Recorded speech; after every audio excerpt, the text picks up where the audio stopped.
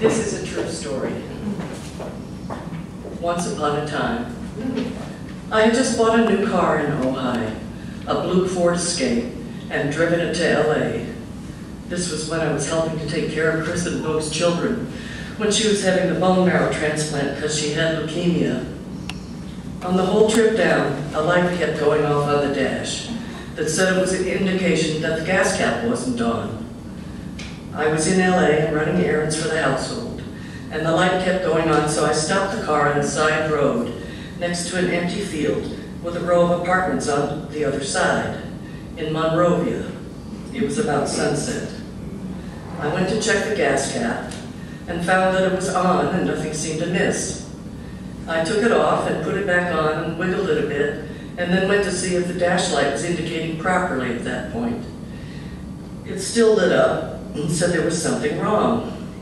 And then I had what seemed at the time like a bright idea.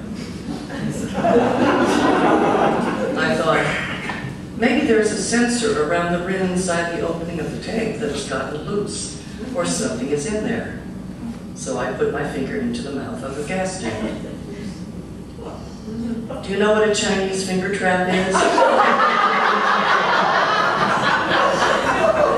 Ford used to have the equivalent in the gas tanks of all of their SUVs to keep people from siphoning gas with the rubber hose. If you put a hose in there, it would not let you pull it out again unless it was cut off.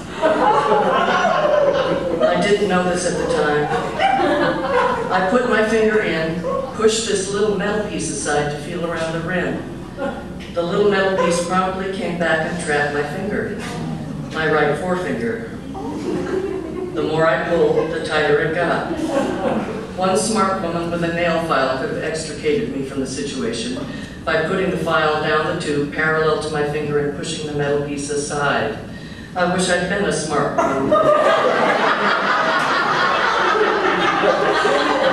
So there I was on a cold December afternoon with the sun going down, nobody around, and trapped to the gas tank. A half-full gas tank of a car. I thought to myself, however are you going to fix this situation? It was nearly funny.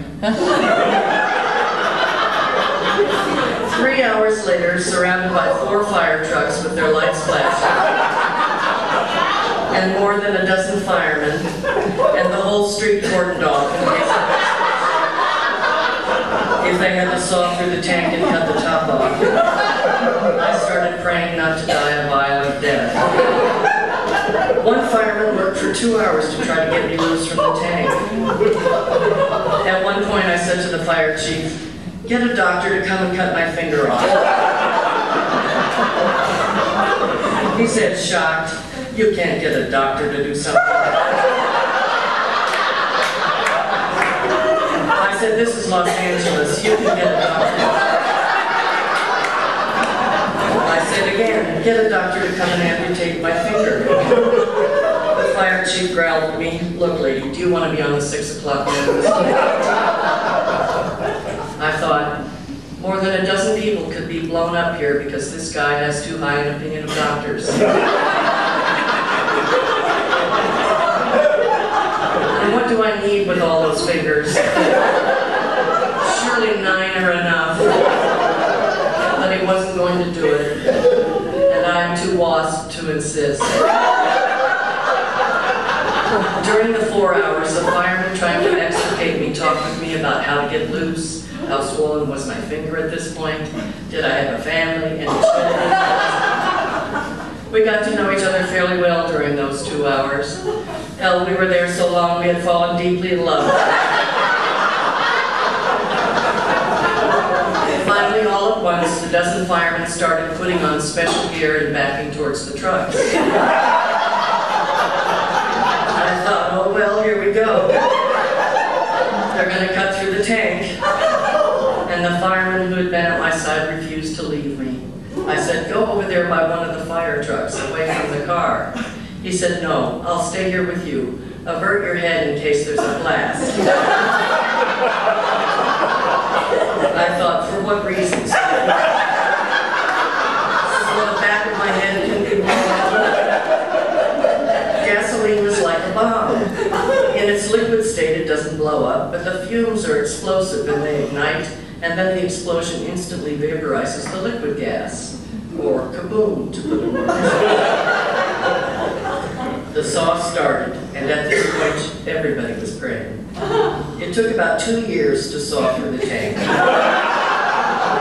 Everybody was praying that one of the sparks didn't ignite the gas fumes in the top of the tank, or the fumes beginning to waft around us as they sawed. I was finally free, with a foot-long top of gas tank attached to me. Free in a certain sense. But at least not stuck to a car. And not blown up. Then they dropped me off at a hospital emergency room in Compton just to make sure I was well taken care of.